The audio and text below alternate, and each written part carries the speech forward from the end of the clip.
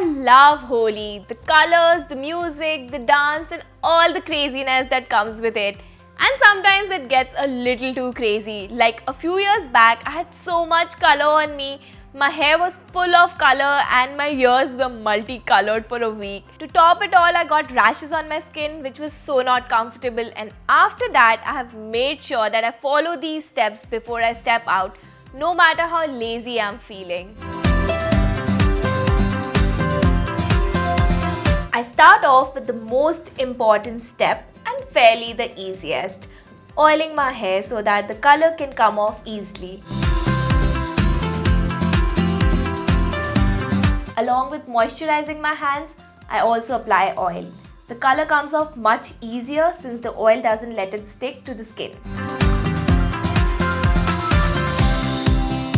Sunscreen is super important. You are out the whole day under the sun, so this is needed to make sure you avoid sun damage, because we all know how strong the sun can be in March. I always go minimal with my makeup. I just put on some loose powder, a nude shade of lipstick and lots of lip balm. The last thing I want is the color and foundation suffocating my skin and clogging my pores. Another place color tends to stay on for a really long time is your nails.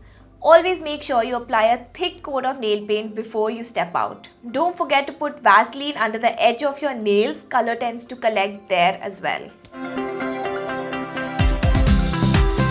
Always wear something loose and opt for something in cotton, just like this white kurta I'm wearing.